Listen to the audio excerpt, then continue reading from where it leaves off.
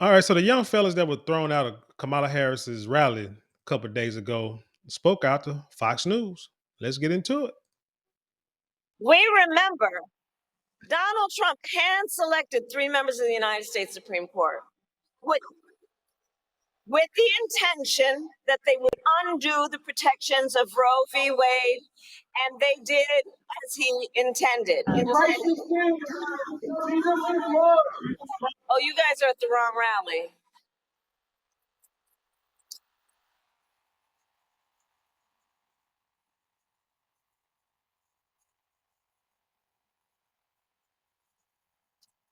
No, I think you meant to go to the smaller one down the street.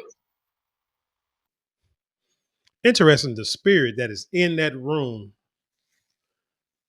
You got two guys who hollered, Christ is King, Jesus is Lord. Now, I myself, if I was, let's say, in a rally like that, and someone said something promoting the religious beliefs, and it wasn't like anything, what do you call it, extreme, like somebody opened up a jacket strapped with a bunch of C4 and then hollered it out, unless something like that, then okay, then it's like it's time to take them out because then took it to a total extreme. But they were just voicing their spiritual and religious beliefs, and everyone cheered against them. The scriptures say that the majority of the world will not make it into heaven in the afterlife. So it shows you the type of spirit that is in that building. I'm not saying all of the Kamala supporters are like this or believe this, but they were in that spirit, that evil discerning spirit was in that building that night. And like the scriptures say, a small percentage of believers will be amongst, the majority of people who are non-believers or who don't have the Most High in their life.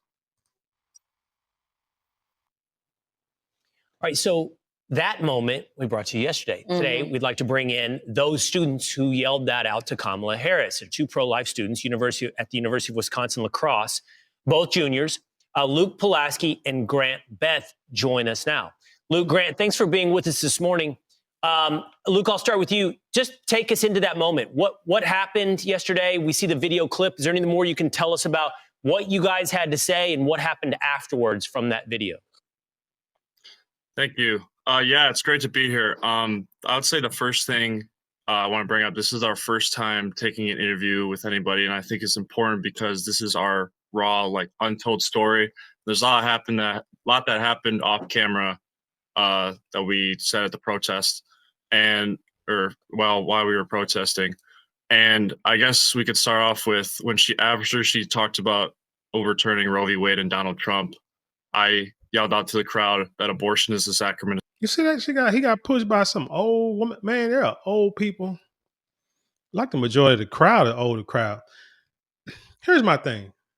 People that age, what is the benefit of cheering for a Roe v. Wade?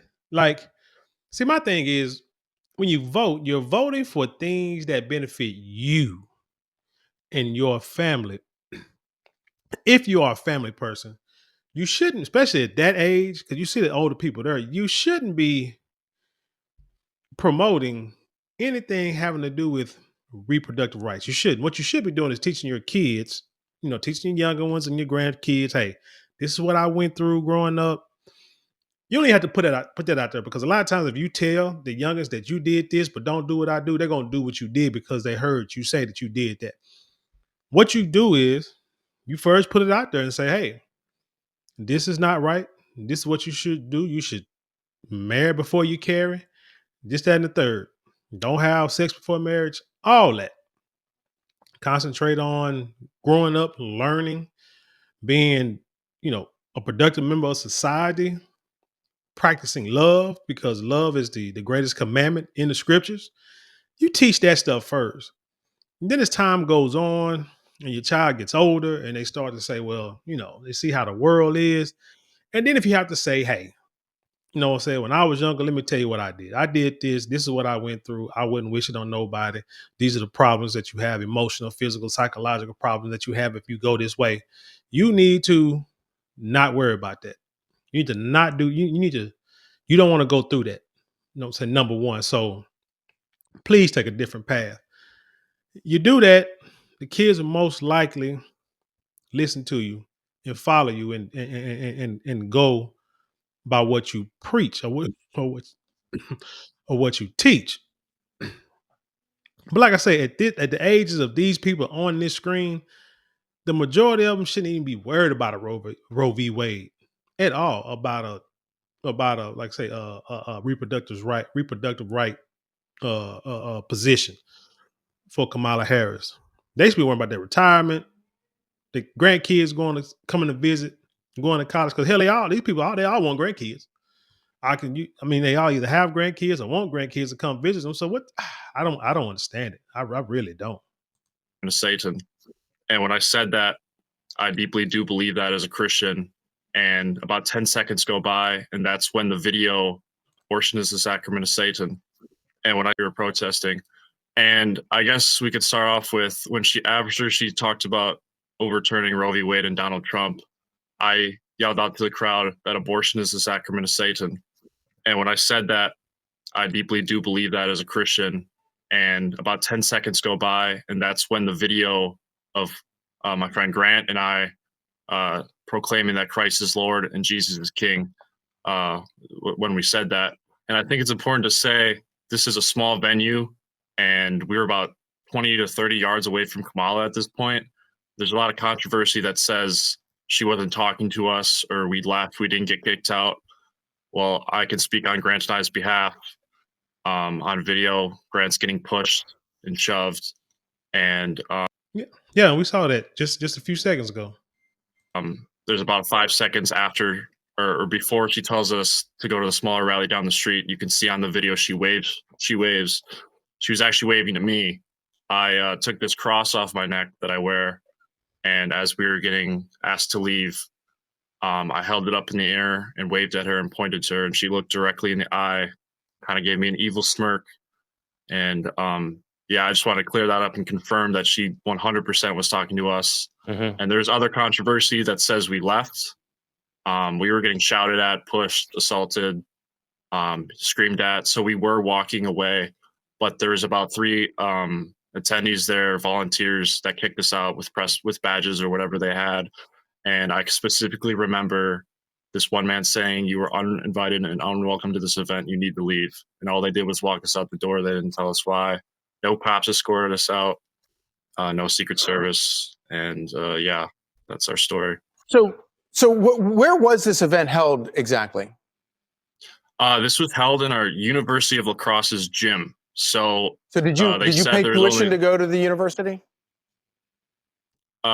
I do pay tuition to go to the school, but this was a free event. This is in a really small venue. They only said. So I might play a little bit more of this, but points I want to get to before I cut it off. One, if anyone want to say anything about black and white using race in this, Kamala's a black woman, but no one around Kamala's circle is black, and these are 2 white boys, and they're probably like, well, if you're from the South, you know that the church on Sunday morning is the most segregated building and a segregated time in the country. There are stores all over the country where, the races just don't mix in church. So it's like this. I mean, they've made it turn into a racial thing in there. So that these kids might be following in the same footsteps of these older evangelicals.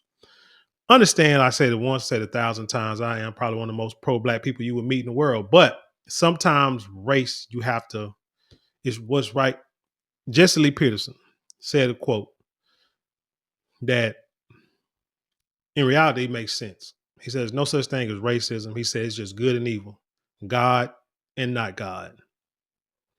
When you look at it like that, then you can kind of see everything that pretty much is all a spiritual battle between everybody.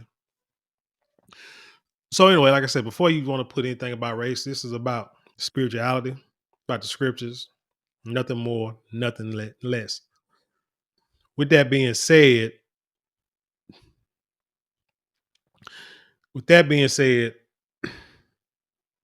You don't have to just voting for someone just because of their race makes no sense. You got to go by policies, right? If you're just voting and keeping it off the spiritual and scriptural levels, you're just voting policy about what's best for you and your family, period. Not by race. Race shouldn't be a part of shouldn't be a part of any of this at all. But if you put it on a spiritual level, then in reality, you don't have to vote for either candidate because you have one party this Democratic Party that's for the right. Well, yeah, I mean, just pro choice all the way, no matter what reasoning, no matter what excuse. If a woman just feels like, hey, just don't feel like having a baby today, let's get rid of it. They say fine, and that's cool.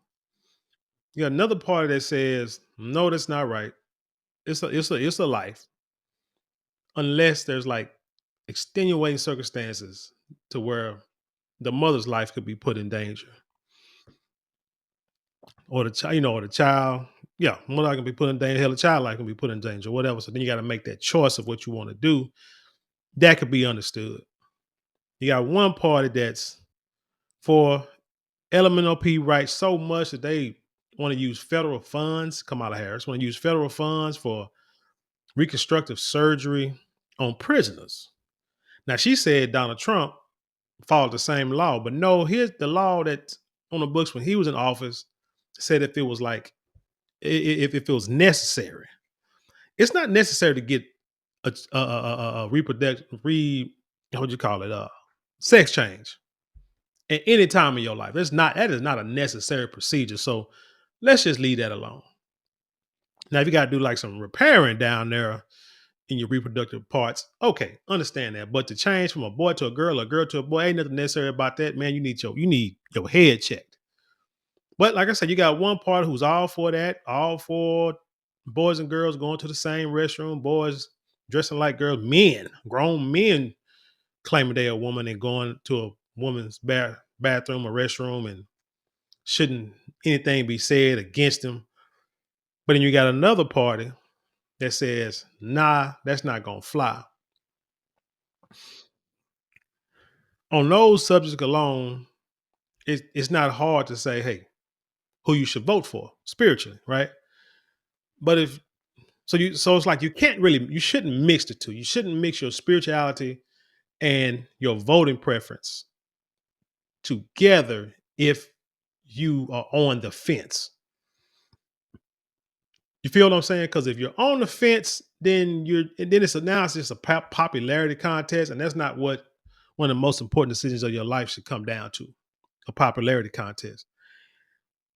But like I said, you don't have to vote for neither one of them if neither one of them that you feel is aligned with your spiritual and scriptural belief. But me personally, with that being said, I can't vote for the Democrats just really on that alone because life is given by the Most High. If it wasn't for Him putting breath into your life, you would not be here, and your kids wouldn't be here, and your grandparents and parents and all human beings would not be on this planet if it wasn't for a higher power breathing breath into your lungs. As simple as that. So how can you try to play God and say, God created this, but I don't want it. It's a burden. I know I might probably did something that I shouldn't have been doing in the first place, 98% of the time, probably 99% of the time, really doing for those who, what I'm saying, those who, did the act freely.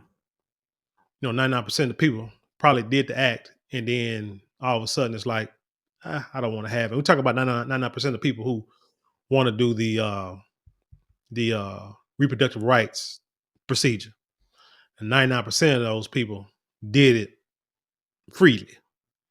But when I say about the 1%, the 1% is the ones that were forced into it. But the other 99%, for them to say, this is a burden now. I don't want to do it. I made a mistake. Boo hoo. Pulling the violin out. Nah, you shouldn't have that option. You shouldn't have that option, which is weird. Because you know what? Matter of fact, I want to go to this article real quick. This is from the usnews.com. And there's some evangelicals who say they rather vote Democrat than Republican.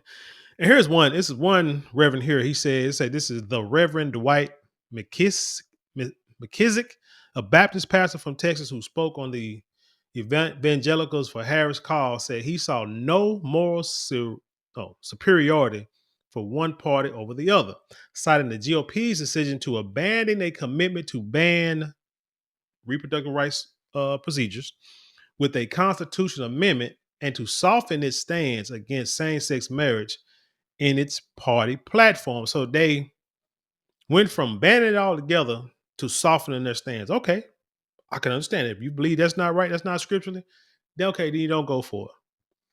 Though he has historically voted Republican, McKissick said he would vote for Harris, whom he said has stronger character and qualifications. Like, really, how? Quote, I certainly don't agree with her on all matters of policy, said Scott, who identifies as evangelical and is ordained in the mainline Presbyterian Church. I am pro-life. I am against baby deletion. You're against it, but yet you're going to vote for her? I mean, like I say, that is the ultimate betrayal of your belief, because you're agreeing to take life. You know what I'm saying? That procedure is agreeing to take innocent life. But at the same time, she has a pro-family platform. How so? Citing Harris's education policies and promise to expand the child tax credit. Check this out. Education got nothing to do with family. Well, let me take that back. First, start, if you really want to be about pro-family, to me, it would be,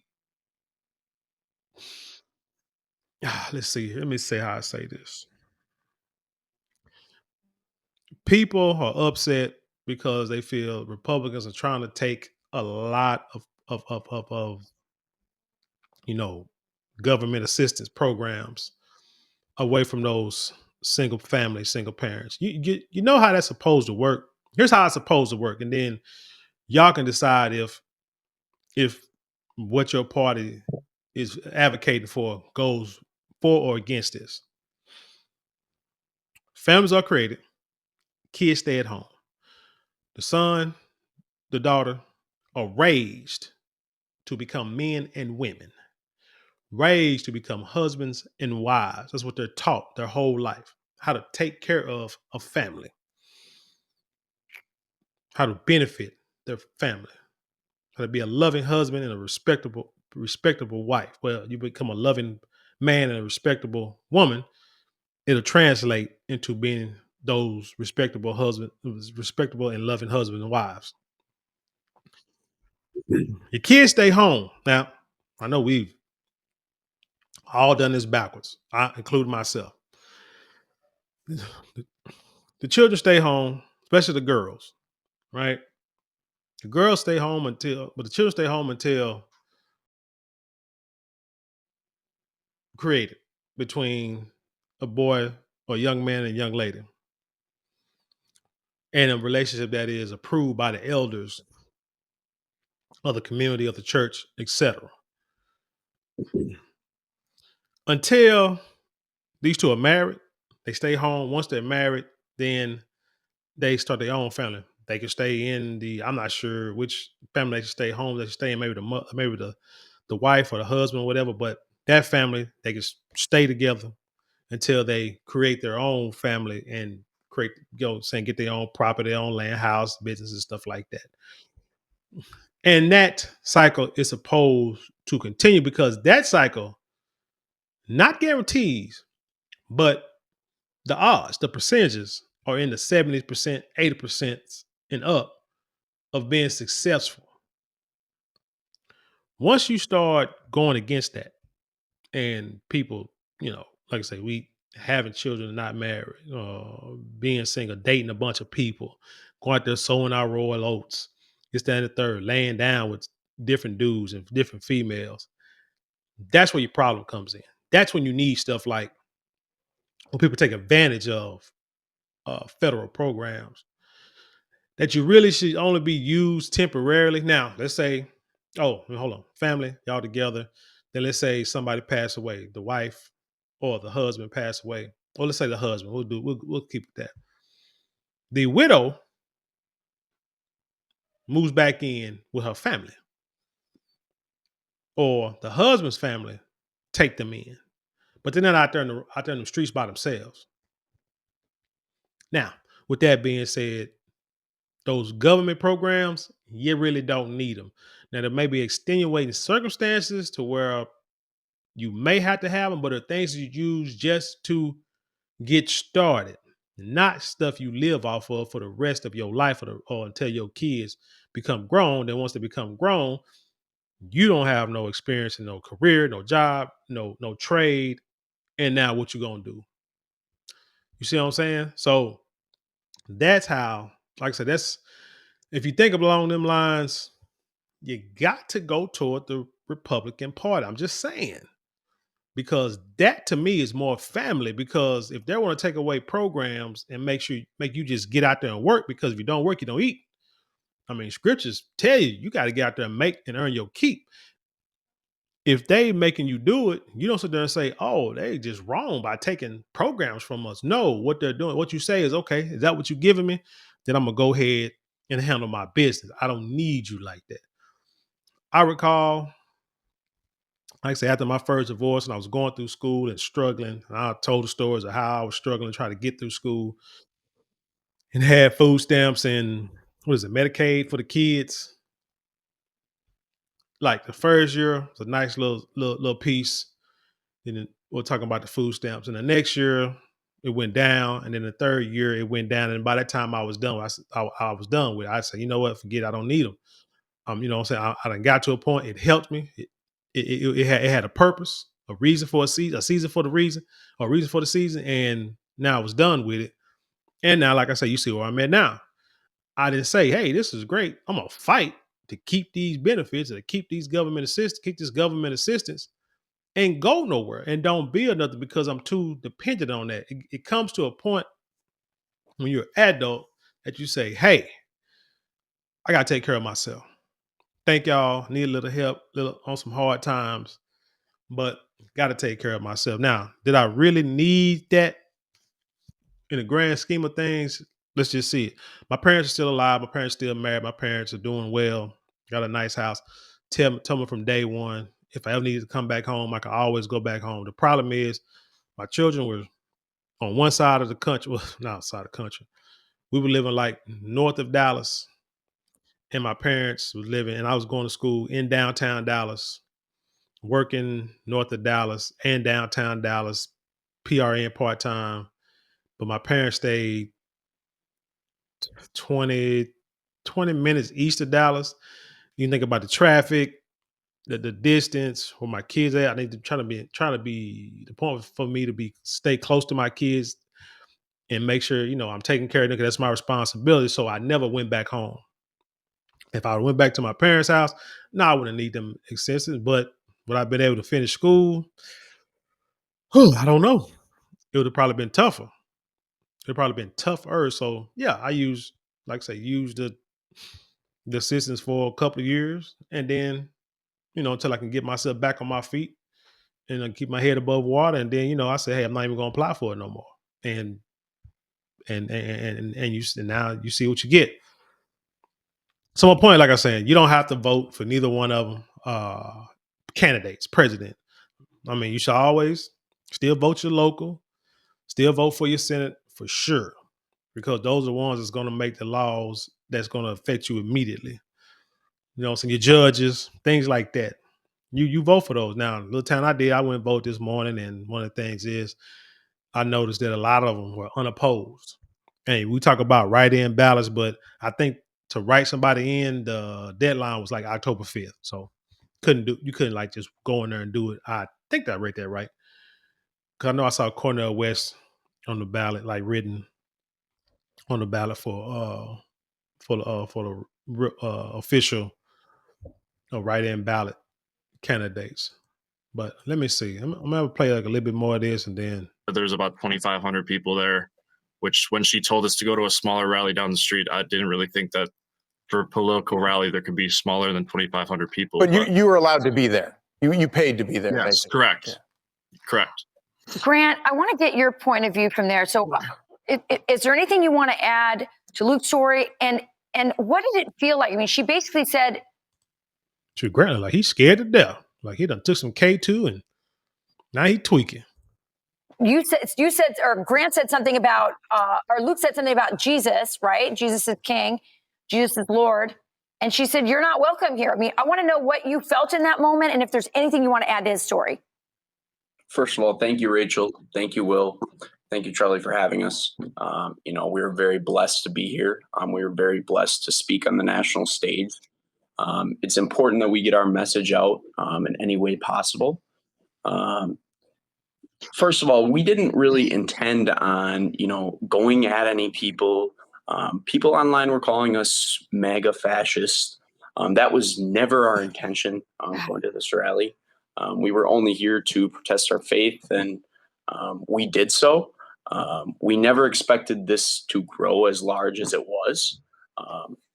Essentially, she was speaking, and we decided to say, Christ is King, Jesus is Lord. And we got a lot of backlash.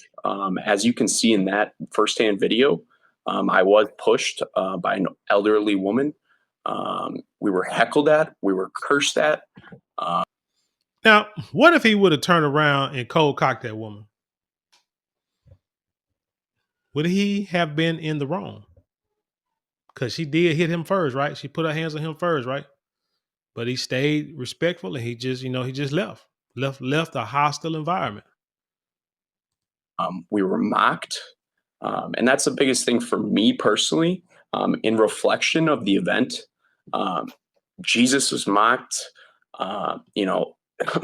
His disciples were mocked.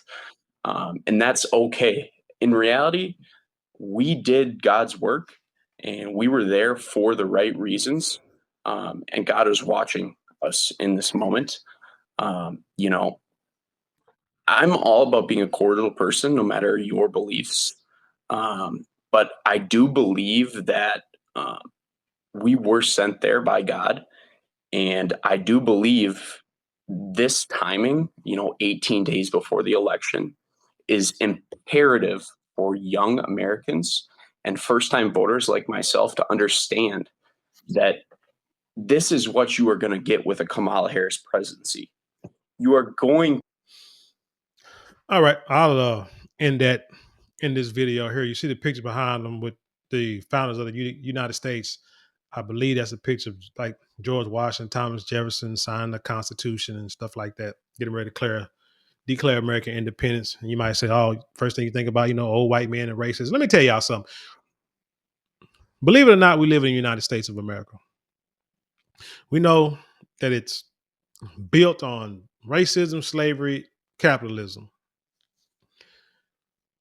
The thing you have to understand about the system that you live in, that you work in, that you play in, you have to know the rules from top to bottom, because if not, they will use you as pawns.